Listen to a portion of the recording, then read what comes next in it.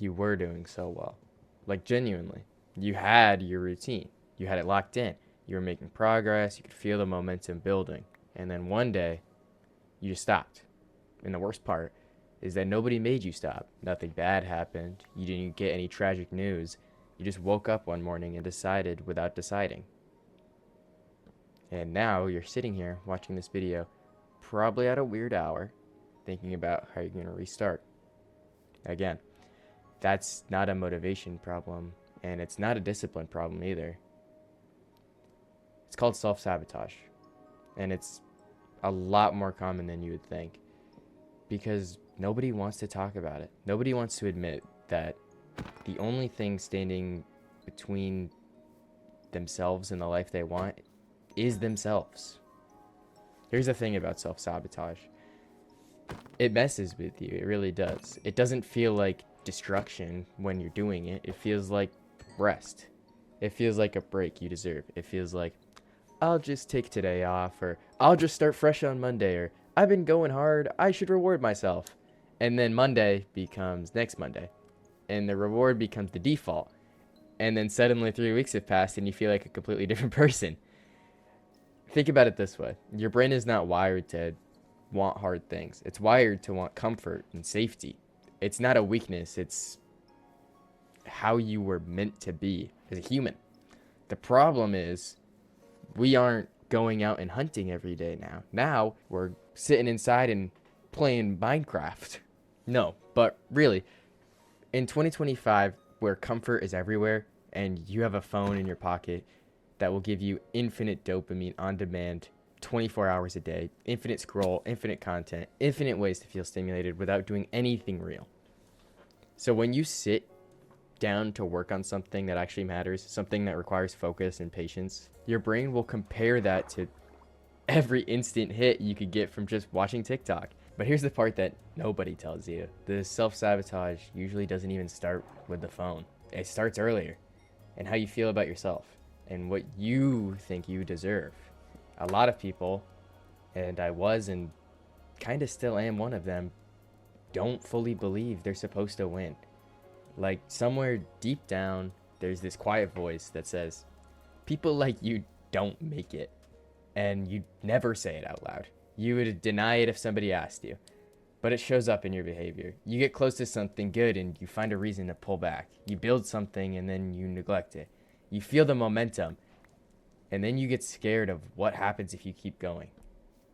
It's not being lazy. I was called lazy my entire life. Now I'm one of the most disciplined, hardworking people I know. It's a protection mechanism. Your brain tries to protect you from failing by making you quit before anything matters.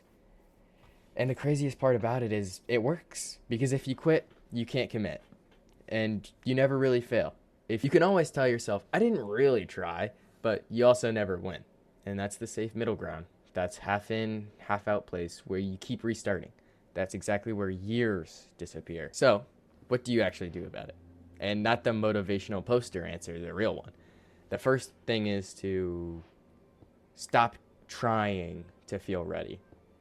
Readiness is a lie your brain tells you to keep you comfortable. You will never feel ready to do the hard thing. Not when you start a new routine, not when you launch something, not when you have a difficult conversation. That feeling of readiness almost never comes before action. It comes after. You start, you do it badly, you survive, and then it becomes manageable. The practical version of this is shrinking your task until it's almost embarrassing how small it is. You want to start working out? The goal isn't the gym for an hour. The goal is putting your shoes on and walking outside. Seriously, that's the whole thing. Because your brain is not scared of shoes. It's scared of the full hour, the soreness tomorrow, the commitment it implies, people staring at you in the gym. Take the commitment off the table and just do the smallest piece of progress towards it. This is not motivation. This is how you trick yourself into moving. And once you're in motion, staying in motion is a lot easier than starting from zero. But you have to remove the friction at the entry point every single time. The second thing, which is harder, is you need to stop rewarding yourself before you actually do any work. This is where most people will destroy their own momentum without even realizing it. They scroll for 20 minutes as a warm up. They watch one episode to relax first. They have a treat because they have a hard day, even though they haven't done anything yet. And I get it. Sometimes you're tired. Sometimes you do need to decompress. The treat loses its meaning, and more importantly, you've burned through your mental energy before you ever even sat down to do what matters. The shift is almost like mechanical. You flip through the order, work first, then reward. Even if the work is just 20 minutes, even if it's not perfect, you earn the comfort, then you take it.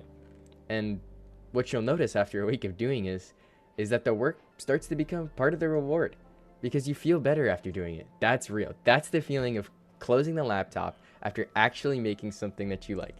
That will always be better than any amount of scrolling, any YouTube video I've ever watched. The third thing that I think is probably the most underrated is audit who and what you're consuming. If you follow content all day that shows you the finish line, the physique, the car, their apartment, the passive income, without showing you the tedious, hard work and that middle part, you're training your brain right now. You are training your brain to see where you are right now as a failure. And when you feel like a failure, you act like one. You think, what's the point? And you go back to the scroll because at least it doesn't remind you of how far behind you are.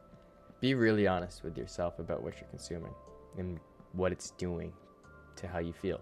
Not in a dramatic, delete all social media way. Just notice. Notice if you feel worse about your own life after 30 minutes of watching people's reels. And if you do, that content is not neutral. It's working against you. Find people online who show the process, the messy middle, the days where it doesn't click. Those are the ones who will actually help you because they make the path feel realistic instead of impossible. If there is one thing I could make sure you leave this video with, I would want it to be this. Self-sabotage is not a character flaw. It is not something wrong with you. It is not proof that you're broken or lazy or that you don't want it enough. It's a pattern, and patterns can be changed. But you have to be willing to be honest about it. Not brutal, not self-hating, just honest. The moment you catch yourself about to bail on the routine, on the plan, on the version of yourself you are building, you just name it out loud if you want to. This is the part where I usually quit because awareness is the gap. That tiny space between impulse and action. That's where everything changes. You don't have to be some disciplined monk. You just have to notice what you're doing 1 second before you do it. The people who eventually get where they want to go are not the ones who never struggled. They're the ones who kept restarting. But more importantly, they started shortening the gap between fall and restart. First it's weeks, then it's days, then hours, then eventually you catch it before you even fall. You're not behind. You're not broken. You're just at the part of the story that never makes it into the highlight reel.